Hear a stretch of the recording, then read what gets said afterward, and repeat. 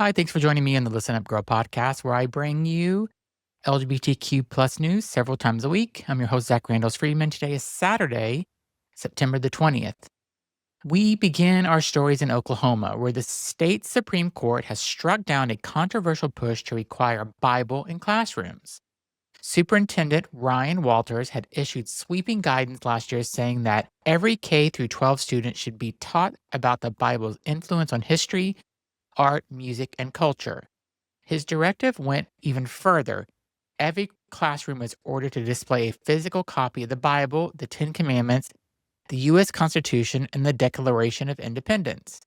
Critics argued the policy was a blatant violation of the First Amendment.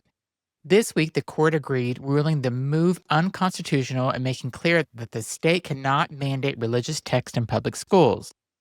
Civil liberty groups hailed the decision as victory for the separation of church and state. Meanwhile, Walter's opponents said the ruling should be a wake-up call that public education must remain inclusive and secular for all students of faith. And that was reported by the Associated Press. Next, in national politics, they're also making headlines. Former Transportation Secretary Pete Buttigieg is pushing back against Vice President Kamala Harris's after a surprising passage in her new memoir, 107 Days. Harris revealed during the 2024 campaign she initially wanted Buttigieg as a running mate, but she worried voters wouldn't support what she described as a Black woman married to a Jewish man running with a gay man. Ultimately, she picked Minnesota Governor Tim Walz, noting the political safety of a straight white man. Buttigieg, the first openly gay cabinet member, has since criticized the reasoning as disappointing. He said reducing his identity to a political liability ignores how far the country has come in embracing LGBTQ plus representation. The revelation has reignited discussions about the role of race, religion, gender, and sexuality in shaping political strategy, and whether progressives are still too cautious when it comes to representation at the highest levels of power. And that was reported by Politico. Next, in Alabama, a case is raising alarm among legal advocates nationwide. Transgender civil rights lawyer Carl Charles has been indicted for allegedly making false statements under oath.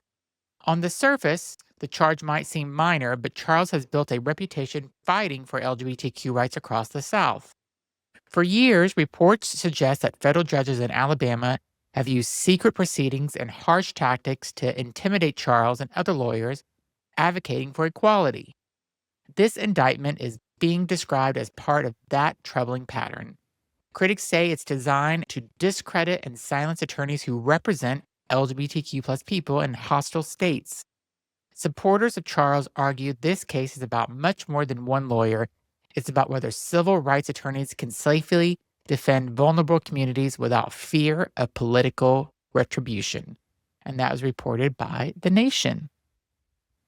Meanwhile, going a little north to South Carolina, the U.S. Supreme Court has temporarily blocked enforcement of the state's new anti-trans bathroom bill.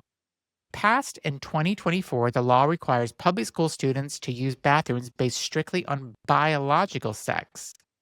Civil rights groups sued, arguing that this discriminates against transgender students and violates federal protections. In a 6-3 decision, the justices said the law cannot be applied against one trans student when a lawsuit moves forward.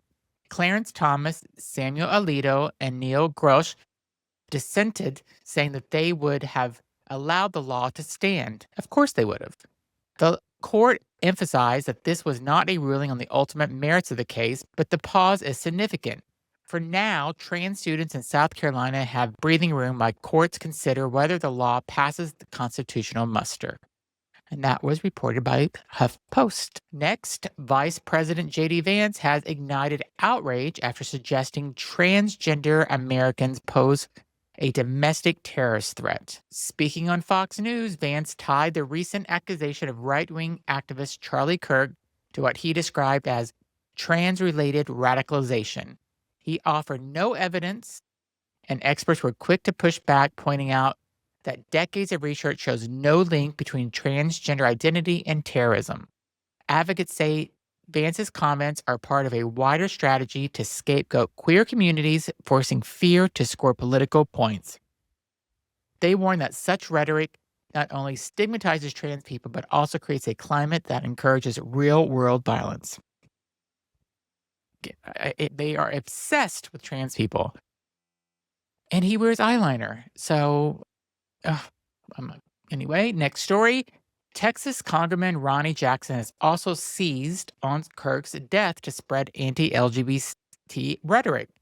In a Newsmax interview, Jackson claimed that transgender people suffer from psychiatric illness and should be barred from serving in the military. Medical experts and advocacy groups strongly reject those claims, pointing out that trans people have served honorably in armed forces around the world.